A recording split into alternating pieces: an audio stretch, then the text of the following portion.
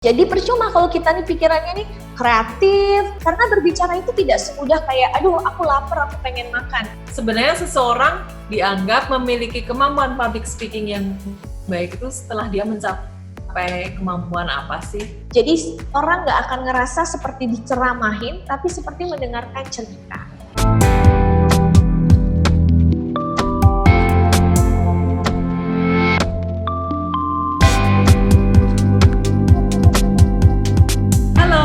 Assalamualaikum warahmatullahi wabarakatuh. Kita ketemu lagi di Light for Education, sebuah program berbagi pengetahuan yang diprakarsai oleh teman-teman dosen dari Prodi Penyiaran Akademi Komunikasi Radya Binatama Yogyakarta.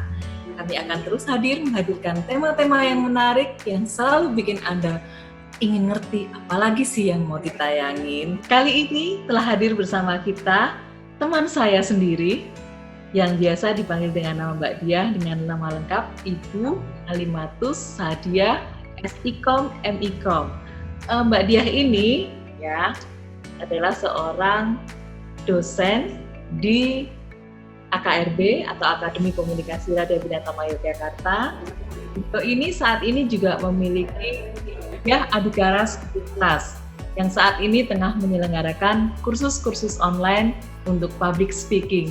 Nah, kalau teman-teman mau tahu tentang Diah Adhikara lebih lanjut, nanti boleh kontak-kontak Mbak Diah juga. Halo Mbak Diah, apa kabar? Halo Bu Virgo, sehat Alhamdulillah. Seneng banget bisa bergabung lagi bersama live. Udah lama kayaknya ya aku nggak muncul di live. Ya. Nah, ini kesempatan bagus banget nih Mbak Diah, di tengah kesibukannya Mbak Diah masih mau berbagi sharing-sharing sama kita dan teman-teman mahasiswa juga adik-adik pelajar tentang kesibukan barunya nih. Ngomong-ngomong, boleh nggak sih sharing kenapa Mbak Diah membuat kursus online, seberapa pentingnya sih itu buat kita semua? Boleh nggak di-sharing sama teman-teman? Oke, iya benar. Jadi memang akhir-akhir ini teman-teman pelajar, saya sedang merintis ya sebuah kelas public speaking online. Jadi awalnya ini saya mendapatkan inspirasi dari beberapa teman yang ternyata membutuhkan beberapa kelas privat untuk belajar public speaking. Jadi selama online ini, karena kita masa pandemi ya, jadi banyak tiba-tiba teman-teman pekerja yang harus diminta untuk berbicara di depan video atau di depan kamera seperti ini. Dan ternyata itu sulit buat mereka karena tidak terbiasa. Beberapa mengalami kesulitan karena kok nggak ada orangnya yang diajak sebagai interaksi. Beberapa juga ngerasa, aduh gimana sih berbicara di kamera, kayaknya tuh terekam gitu ya kalau ada kesalahan. Nah dari situ aku berpikir bahwa kayaknya banyak nih yang butuh untuk belajar public speaking. Sampai akhirnya kita buat, sampai ini adalah program ketiga kita. Jadi program pertama adalah kelas privat, kita anggap beberapa sudah berjalan beberapa kali ya. Lalu kelas yang agak besar ini kelas reguler, namanya adalah kelas public speaking dan semua dilakukan secara online, jadi basic public speaking. Jadi ternyata meskipun ini masa work from home, masih banyak juga pekerja yang harus bekerja di hari normal gitu, di hari Senin sampai Jumat. Jadi akhirnya kita memutuskan untuk membuat kelas di online karena beberapa klien mengontak, kalau bisa dibuat kelas online dong dengan kelas weekend supaya kita yang masih hari-hari biasa bekerja masih bisa ikut untuk improve pengetahuan di bidang public speaking. Nah mungkin buat adik-adik pelajar ya dan juga teman-teman mahasiswa, jangan menganggap sepele nih kemampuan berbicara. Karena ini kita tahu ya sekarang kita udah saatnya era 4.0 di mana World Economic Forum merilis 10 skill yang harus dimiliki oleh para pekerja dalam menghadapi perubahan dunia ini. Ini kan dunia lagi gampang banget berubah. Tiba-tiba kemarin kita ketemu live pembelajarannya, sekarang kita live Zoom pembelajarannya. Mungkin besok apalagi nih kita nggak tahu nih karena teknologi masih terus berkembang. Nah di antara 10 skill itu ada 8 skill yang saya analisis membutuhkan kemampuan public speaking. Di antaranya 1, pemecahan masalah yang kompleks, berpikir kritis, kreativitas, manajemen manusia, berkoordinasi dengan orang lain, berorientasi pada servis dan negosiasi. Kayak kalau kita punya ide-ide kreatif, punya pemikiran kritis, lalu bisa memecahkan masalah atau memiliki solusi-solusi yang ada, tentu kan butuh kemampuan berbicara untuk bisa mengungkapkan. Jadi percuma kalau kita nih pikirannya nih kreatif, terus juga sebenarnya banyak ide di dalam kepala kita, tapi kesulitan untuk menyampaikan pemikiran kita. Karena berbicara itu tidak semudah kayak, aduh aku lapar, aku pengen makan. Tidak semudah itu, tapi bagaimana kita menyusun apa yang di kepala kita supaya bisa dipahami oleh orang lain. Lalu yang kedua, bahwa beberapa skill itu memang membutuhkan public speaking langsung, seperti bernegosiasi, lalu berkoordinasi dengan orang lain, manajemen manusia, ini jelas membutuhkan kemampuan public speaking. Bahwa berbicara itu tidak hanya mampu mengungkapkan apa yang ada di kepala, tapi mendesain pesan supaya bisa efektif. Kayak misalnya nih, Mbak Dia sekarang nih usia kurang lebih 30-an. Ketika misalnya manajemen manusia kita bekerja dengan yang lebih muda atau yang lebih tua, tentu cara penyampaian komunikasinya, berbicaranya akan berbeda. Nah kadang hal ini nih yang membuat kenapa sih komunikasi atau berbicara menjadi sulit, karena ketika audiensnya berbeda, cara penyampaiannya, how to say-nya ya, pemilihan diksinya, informasinya itu juga menjadi harus didesain sesuai dengan audiensnya. Jadi kalau teman-teman memahami bahwa public speaking itu menjadi mudah karena kita lakukan setiap hari, jadi kita bisa berlatih setiap hari, tapi ternyata banyak hal-hal yang harus kita bedah, yang harus kita detailkan agar membuat public speaking kita menjadi efektif dan efisien. Jadi nggak perlu nih kita ngomong panjang-panjang, tapi gimana caranya biar ngomongnya sedikit tapi bisa dipahami dengan baik. Gitu Bu Virgo. Jadi kalau aku melihat ya kemampuan public speaking ini jangan dipikir oh nanti aja belajarnya sudah besar. No, karena ini adalah sesuatu yang harus dibangun dari dini supaya bisa memunculkan kepercayaan diri dan self esteem dari kecil. Jadi pas besok nih ketika sudah dewasa dikasih pematik sedikit, dia jadi kepanggil memori-memori yang kemarin sempat dibangun ketika masih kecil. Jadi gitu. Jadi buat teman-teman semua, mungkin mulai dari sekarang public speaking itu bukan lagi nilai tambah, tapi sesuatu skill yang harus dimiliki. Jadi kayak bahasa Inggris deh ya, kalau dulu kita anggap sebagai bahasa Inggris tambahan gitu ya, tapi sekarang bahasa Inggris jadi sebuah kewajiban. Sama, karena kayaknya era sekarang kita lebih banyak menyampaikan apa yang ada di kepala dan pikiran kita ini lewat kemampuan berbicara. Baik, menarik sekali apa yang sudah disampaikan oleh Coach Dia. Mas, penting banget ya ternyata kita belajar public speaking dan ternyata itu harus dimulai dari anak-anak. Jadi kemarin Coach Dia bikin juga kelas untuk anak karena mengisi masa liburan. Nah, kita masih akan lanjut ya ngobrolin tentang public speaking. Jangan kemana-mana.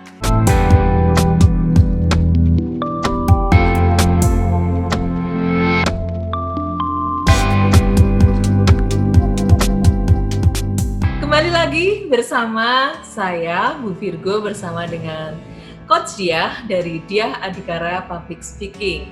Oke, sekarang nih, Mbak Dia harus jelasin nih ke audiens kita, bagaimana caranya kita belajar public speaking. Oke, terima kasih Bu Virgo.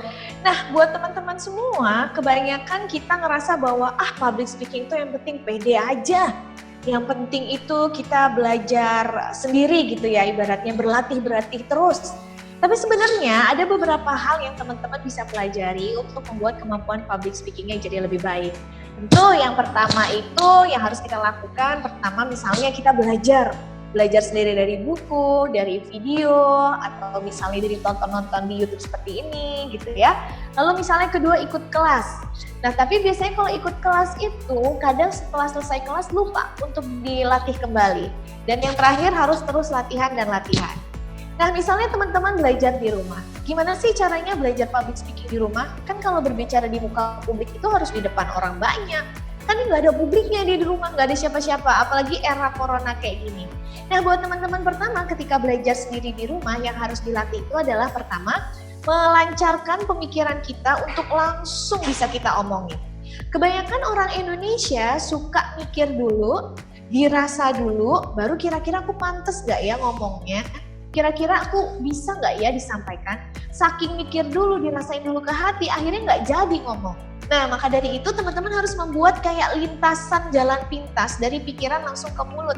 Bagaimana mulut kita ini refleksnya sudah berpikir sendiri, mulut kita ini sudah bicara hal yang baik sendiri dengan cara melatih satu, belajar mengomentarin apapun di luar sana. Jadi misalnya kita lagi jalan-jalan, misalnya Mbak Dia lagi syuting di sini, misalnya Coach Dia lagi syuting di sini, lalu lihat siapakah ini, ada Narso Suntulodo Tuturi Handayani dan lain sebagainya.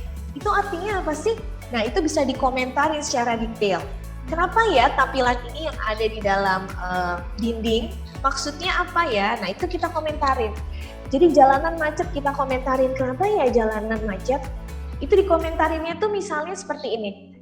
Kok ini mobil bagus sekali, ini mobil buatan mana ya? Akhirnya kita browsing kan, kita dapat informasi dari situ. Dari browsing itu kita mulai sampaikan pembicaraannya. Jadi ketika muncul tanda tanya di kepala kita cari informasi di internet, lalu dari bahan informasi di internet itu dijadikan bahan omongan. Atau komentar-komentar hal sepele, kayak misalnya, duh kenapa ya, kok tukang kerupuk itu suaranya bisa lantang sekali, terus bawaannya kok bisa banyak kayak gitu, itu gimana ya nata kerupuknya ya? Terus intinya adalah ketika kita melihat sesuatu, jangan diem. Jadi ini sebenarnya mengasah refleks kita bagaimana otak atau mata kita melihat sesuatu, otak berpikir, mulut berbicara. Jadi biar ini cepet dulu. Ya. Lalu yang kedua, belajar ad-libbing. Ad-libbing itu adalah berbicara tanpa persiapan. Nah, berbicara tanpa persiapan bukan berarti tidak ada persiapan. Jadi persiapannya udah di dalam kepala nih. Nah, yang bisa kita lakukan adalah menghubungkan satu hal atau satu keyword dengan pesan moral yang bisa disampaikan. Misal, kita melihat nih tiba-tiba di depan mata ada jemuran. Lalu kita buat kata atau ibaratnya pembahasan atau pembicaraan dengan kata kunci jemuran. Jangan milih kata-kata yang mudah, pilih kata-kata yang di sekitar kita. Bagaimana seandainya kita membuat kalimat panjang dari kata jemuran yang endingnya harus ada pesan moralnya. Jemuran, kadang di Indonesia kan pakaian dalam perempuan semua dijemur di mana-mana ya. Itu emang boleh ya, bukannya melanggar privacy ya. Oh mungkin kita harus hati-hati nih kalau menjemur pakaian.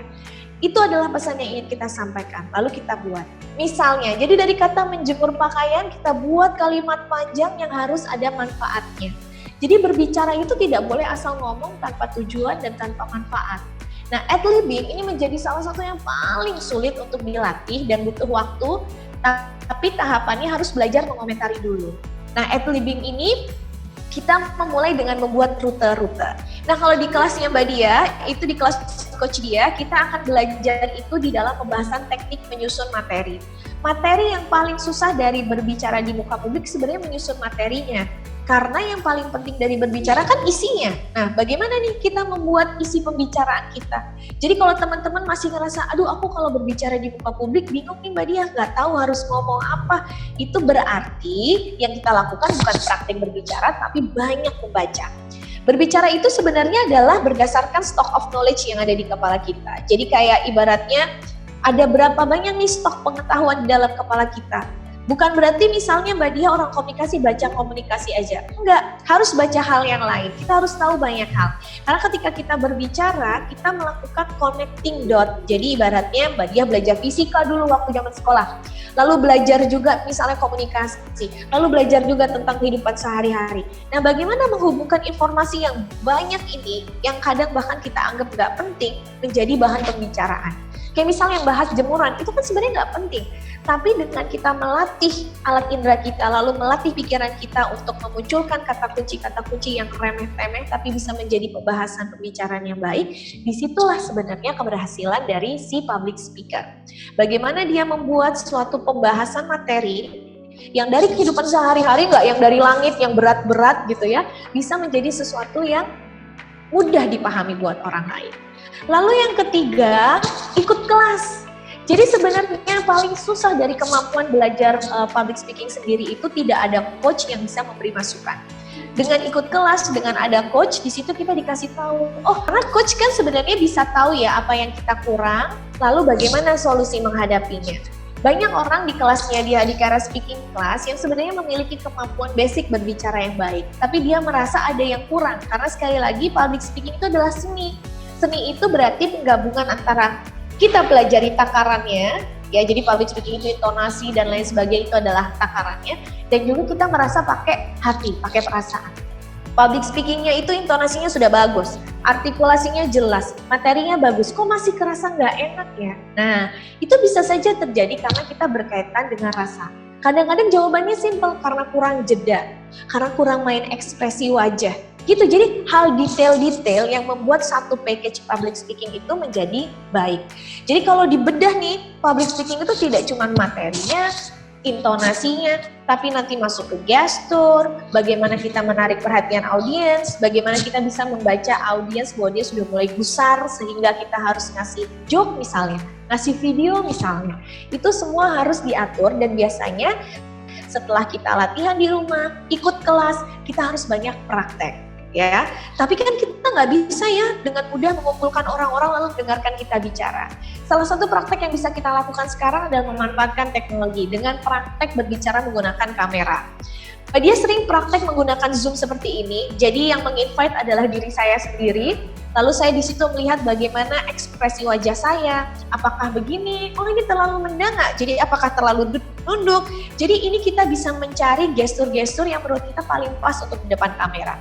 Oh begini, apakah harus begini, apakah begini, duduknya begini. Nah ini kan lama-lama akan menjadi refleks ya, jadi awalnya kita akan latihan-latihan dulu untuk cari posisi yang pas.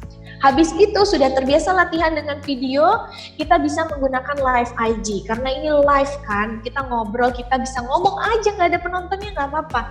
Karena live itu bisa membuat perasaan kita deg-degannya itu hampir sama dengan berbicara di muka publik. Jadi kalau dulu-dulu banyak yang ngasih saran, ngomong di depan cermin. Bisa, tapi akan lebih bagus di video, di record. Karena setelah itu kita bisa mengevaluasi. Oh tadi aku ngomongnya terlalu dana. Oh tadi aku kayak kelihatan masih malu-malu karena gerakannya terlalu begini, harusnya agak terbuka tangannya misalnya. Jadi kita bisa mengevaluasi penampilan kita sendiri, karena ketika kita ikut kelas, kita akan dikasih tahu nih, karena melihat penampilan teman-teman yang lain. Jadi menjadi public speaking yang baik itu juga harus mau mendengarkan. Jadi kita harus lihat juga penampilan orang lain. Kalau bagus dicontoh, kalau nggak bagus, oh berarti itu nggak bagus ya, berarti aku nggak usah kayak gitu. Atau juga nonton di YouTube penampilan-penampilan orang. Di situ kita bisa belajar intonasi, ekspresi. Jadi harus banyak menonton orang berbicara. Itu sih Bu Virgo. Jadi banyak banget sebenarnya kita bisa belajar public speaking di rumah.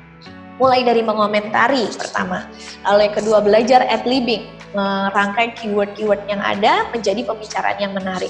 Lalu yang ketiga, praktik di depan video misalnya, atau dengan live IG, atau kalau bisa ikut kelas itu jauh lebih baik untuk mengetahui dan mengevaluasi kemampuan kita. Oke. Nah, yang terakhir nih Mbak, ingin ditanya ini. Sebenarnya seseorang dianggap memiliki kemampuan public speaking yang baik itu setelah dia mencapai kemampuan apa sih? Oke, jadi kalau misalnya buat adik-adik mahasiswa atau pelajar, ketika satu sudah nyaman berbicara, jadi ketika diminta, dia silakan presentasi, kita udah bisa dengan nyaman berbicara meskipun tetap ada deg-degannya, ya itu wajar, itu berarti sudah dianggap satu langkah lebih baik. Lalu yang kedua, tahu harus berbicara apa. Jadi misalnya besok Mbak Dia diminta jadi MC dadakan untuk 17 Agustusan di kampung. Atau misalnya ada tugas presentasi, kita tahu openingnya apa, isinya apa, closingnya apa. Jadi tahu apa yang disampaikan. Lalu yang ketiga, itu dari kesemuanya kita ngomong bisa dipahami. Itu sebenarnya sudah cukup. Jadi kita tahu mau ngomong apa, kita sudah merasa nyaman, gak takut, gak bingung. Lalu yang terakhir bisa dipahami. Tetapi kemampuan seseorang itu ketika sudah bisa sampai level itu harus ditingkatkan dengan memberikan sisi menarik dan juga membuat pembicaraan kita menjadi lebih berkesan. Jadi kalau tadi nih udah sampai dipahami, kita naik lagi ke sisi menarik. Bagaimana membuat public speaking kita menarik? Kita harus improve kemampuan kita dari intonasinya, penekanannya, gesturnya, penampilannya, itu harus ditingkatkan. Sudah menarik nih ibaratnya. Nah berarti kita harus membuat berkesan, naik lagi levelnya. Berkesan itu lebih ke dalam isi materinya. Kita memberikan bank opening, kita memberikan power closing, kita menata pembicaraan kita dengan teknik storytelling jauh yang lebih sulit, tapi lebih berkesan buat orang-orang. Nah buat teman-teman semua kalau misalnya pengen tahu nih, seperti apa sih maksudnya teknik storytelling yang Mbak Dia masuk? Seperti apa sih kemampuan untuk membuat pembicaraan jadi menarik? Coba nonton-nonton video seperti Steve Jobs, seperti bagaimana Jack Ma memberikan motivasi. Nah, di situ beberapa contoh yang biasa Mbak Dia gunakan untuk di kelas, di Hadikara Speaking Class, untuk melihat bagaimana sih contoh pembicaraan menggunakan storytelling. Karena tren sekarang adalah public speaking yang baik, yang menarik itu, yang memberikan isi materi yang subjektif. Karena setiap orang itu punya cerita yang menarik. Jadi storytelling itu menjadi salah satu teknik berbicara atau menyusun materi yang paling powerful, yang pasti akan menarik, pasti berkesan, dan pasti juga mudah dipahami. Karena di dalam storytelling itu kita meminjam konsep-konsep skenario di dalam pembuatan sebuah fiksi. Jadi ini ceritanya jujur, ini ceritanya beneran, ada konflik, ada solution. Jadi orang nggak akan ngerasa seperti diceramahin, tapi seperti mendengarkan cerita. Nah, untuk sampai level ke storytelling, kita harus belajar dulu nih supaya omongan kita runut, omongan kita sistematis. Karena untuk sampai ke storytelling ini butuh proses pembelajaran. Tapi bukan berarti nggak bisa, tetap bisa dengan terus berlatih dan terus berlatih. Gitu Bu Virgo. Jadi kalau bisa nih teman-teman di rumah sana, selain bisa dipahami, harus menarik dan juga berkesan. Gitu, dan terus improve kemampuan public speaking kita. Kalau bisa bahasa Indonesia, besok pakai bahasa Inggris.